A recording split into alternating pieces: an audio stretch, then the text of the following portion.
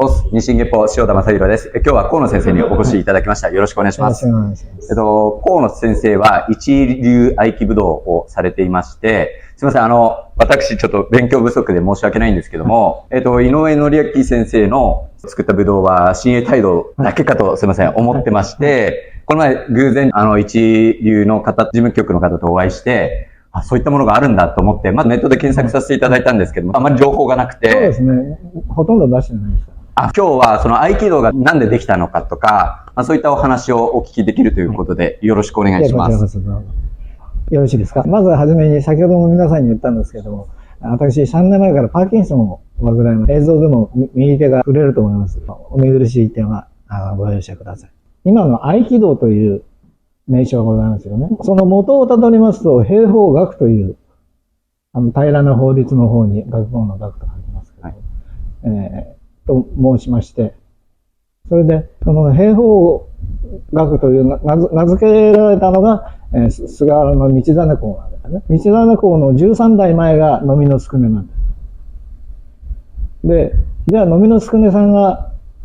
最初かというと、そうではなくて、その前から面々と古来の日本の神道、皇室に伝わっている武道を、要するに神武ですね。それが大元になっております。僕は若い頃、井上先生に、この国で一番古い武道は何ですかって聞いたことがありまして。そしたら、井上先生は笑いながら、それはうちとこの武道だと言ってましたんで。で、僕の父が井上先生の内弟子で入ってもらいましたから。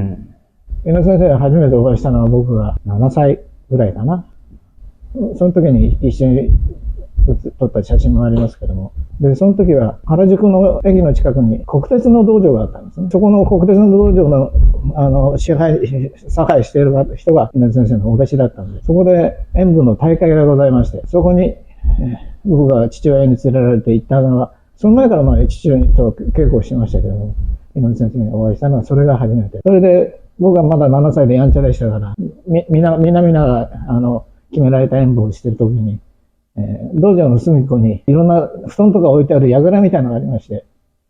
そのてっぺんによじ登ってみんなの演舞を見てたわけです。そしたら最後の方になりまして、井上先生がみんなを吹っ飛ばしていくわけですけども、それを全部上から見てて、今大統領で一番派手な技と言いますと、お稽古人が15、6人全員で先生を持ち上げて、胴上げの形にして、それで、井上先生がぐるぐる下のものを回しながら、気合一つで全員を潰すというのがあるんですけども、ちょうどその時にその技をおやりになってて、あの技を真上から見たら多分僕一人なんじゃないかなと思ってますけどもね。なかなか壮観な姿ではありましたね。話が逸れちゃいましたけど、そういうことで、飲みの少ないまで話してましたけど、兵法学がそのままずっと宮中に残りまして、それで、江戸幕府が始まるまでで、戦国時代まで時代が下がってきますけども、公家の家々にそれぞれの仕事がありますでしょ。鼓の家だとか、着る物の家だとか、代々が技を繋いでる家々があるんですけども、井上先生のお家っていうのは、武術の免状を出す家だったんです。それが代々ずっと続いてきて、それで演舞を披露したものを見て、これはオリジナルであると判断したものに認可を与えるという、そういう家柄だったんです。それが徳川のようになりまして、みんなそういう武術的な動きを全部潰されたんで、かろうじて井上先生のお家だけ残ったんですけども、それで明治になりまして、これはありがたいということで、またお家再興をしようということで、一族を挙げて、井上先生にいろんな名人、達人をつけまして、それで井上先生が大本教に出会って、それでこの武道を広めなさいと言われて、わかりましたと言って広め始めたんですね。で、その時は、上柴先生もご一緒でした。それで、でもある日、だんだん上柴先生が大本教から離れていきまして、工部館道場というのができまして、それが昭和何年だろうな。7、8年だったのかな。その頃からだんだん井上先生とも疎遠になりまして、上島先生は工部武道、工部館の名前から工部武道で、井上先生はそのご聖師さんからいただいた愛機という言葉を、そのまま大事にして、愛機ぶどうとつけたんですね。それで、なぜ愛機というものを使うようになったかと言いますと、上島先生が演舞を、その、出口は二の頃ご聖師に、お見せになったんですね。そしたら、そのご聖師さんが、これは愛機やなという言葉が、大統領じゃなくて愛機を使えということだったんですね。で、昔は愛機というのはそんなにいい意味じゃなかったんです。で、愛機という言葉ではなくて合気と言ったんですね。合気というのはシャマの喧嘩みたいなもんで。で、合気を外すとかそういう使い方がありましたけども、大和言葉の愛機という、愛うという言葉を使ったのは出口先生が初めての言葉です。で、愛うというのは大和言葉の非常に意味深い言葉なんですね。で、それで井上先生は生涯と言いましょうか、愛うという言葉を大事にして、それでご自分は愛機小武道と名乗りまして。ところが、戦争負けまして GHQ に入ってきましたから、GHQ に言われて、公武という言葉武道という言葉が使えなくなっちゃった。それは全然全く一言も使えないんで。で、上島先生困っちゃって、その、離れていた上口先生のところに相談に行って、なんとかなりませんかという相談を受けて、ご聖師さんはよしわかったと言って、で、井上先生を呼び出して、で、三人で会って、上島がこんなに困ってるわけだから、愛という言葉を使わせてやってくれと、ご聖師さんがおっしゃったんですね。で、井上先生はわかりました。使っていただくのではなくて、愛という言葉をおじきである上島先生に差し上げますと言ったんです。で、それで、だから愛機という言葉を差し上げて、愛機道という言葉に、多分これ、ご聖師さんがつけたんだと思うんですけどね。それ以来、僕は井上先生から愛機という、それ以来ってもう、その時は僕はまだまだ生まれてない時代ですけども、もう、僕はお会いした時から、愛機という言葉を井上先生から一度も聞いたことがない。技の中の一個も一言も喋らなかったですね。上島先生に差し上げた名前だということで。それで、愛機という代わりに、ご聖師さんに、じゃあ違う名前をいただけたらと言って、それでご聖師さんが神話という言葉をくださって、それで神話大道という名前になったんです。だから、まあ、いきさつとしてはそんな感じですね。それで、神話大道がなぜ神栄大道になったかというのは、井上先生は、すごいへそ曲げちゃう方で、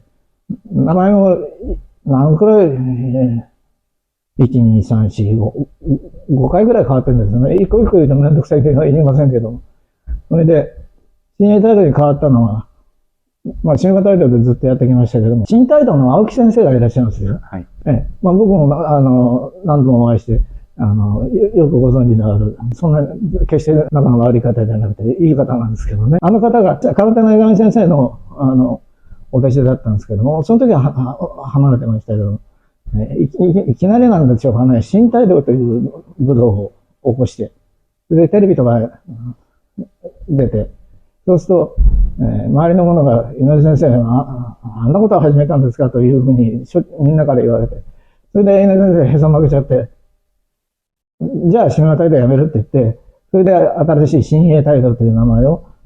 作っちゃったんですね。で、うちの父は、だからその間、コレオになって、北線に、北朝鮮の方にいたんで、だから IT 武道で稽古して、帰ってきたら神話大道になってたって苦笑いしてましたけどもね。で、ダンは多分神話大道の方だったはずなんですね。で、神栄大道になった時は、もううちの父もその場にいなかったもんですから、ああ、そうかという感じでしょうけどもね。だから神話大道から神栄大道になったいきさつ、それから合気道から神話大道になったいきさつというのは、今話したような感じですね。歴史的にはそんな感じなんですけども。それでもう一つ事件がありまして、それがまた時代が下がって、上島先生がちょうどお亡くなりになった時なんですけど、少しすると、当時の力関係と言いましょうかね。上島先生の次は、東平先生であるという名前が非常に強かったんです。それで、岸村先生が非常に、悩み困って、それで、井上先生のお宅に相談に行ったんです。当時の住み込みの子さんの人に聞いたら、北村先生が家の周りを何回も回ってたって言ってたんですけど、そのくらいまあ真面目な方で、いわゆる言ってみれば親和力のある方ですから、あの方がいらっしゃったんで、合気道が世界にこうやって広まったと言って過言じゃないと思いますけども、それで岸村先生から相談を受けた井上先生が、まあ、よし分かったって言って、非常に怒ったんでしょうね。で、東映先生のところに行って、流れから言って、当然、岸村先生が当然の筋であるということを言ったら、東映先生は首を縦に踏んなかったんですね。で、井上先生はもうその時からかなり、ああいう一途な方ですから、その時にどっかが怒ったんでしょうね。じゃあ、真剣勝負で話をつけようと。東映先生に話をして、井上先生にと真剣勝負だって勝てるやつなんか世界中に一人もいないわけですから。まあ、それで真剣勝負と言われて、東映先生がすぐさま下がっちゃったんですね。それで二代目が岸村先生になって、それで、それから先のことは、井上先生はタッチしないから。だから、合気道というものが岸村先生に伝授をされたというのは、井上先生のお力があったということは間違いないと思います。一応流れとしてはそんなもんでしょうかね。そうですね。僕もね、言えるところと言えないところがあるからね。やっぱり思ってた通り。はい、そうですか。はい、思ってた通りです、まさに。はい、でも今のその合気道をしてる方は、その背景を知らない方がすごい多くて、合気道ね、普通に7段とかの方でも、井上先生を知らない方も多かったんですよ。それはね、もう当たり前の話でね。もっと古い方しか。だって、魚田先生も、確か井上先生に、実際に手を取ってもらったのは、ほんのわずかな期間なんじゃないかな。だって、公部館ができた時に、ぐらいでしょ、魚田先生が、合気道にお入りになったのが。だからその時は教えには少し来てたけども、井上先生はあんまり来なくなりましたからね。だから実際には合同先生とお稽古したことはそんなにないんじゃないかな。ということです。はい。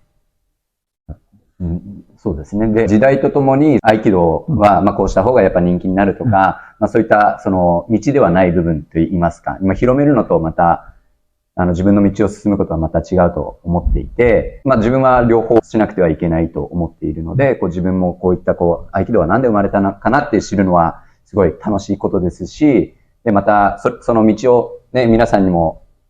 歩んでいただける環境を整えることも僕の役目だと思っているので、今のね、お話を聞いて、皆さんも自分の道を進んで行っていただけたらなと思います。だから実際の事実をこうやって、映像なり音声で残しておかないと、そうですね、後の人がみんな誤解していろんなことを言うでしょ。だから、僕は正しいって言っても、それは違うという人ももちろんいるでしょうけども、でも、こういうことなんだよという、この映像なり音声でこうやって残していただけるのは非常にありがたいですね。そうですね。ということです。はい。先生、今日はありがとうございました。はい、とんでもないです。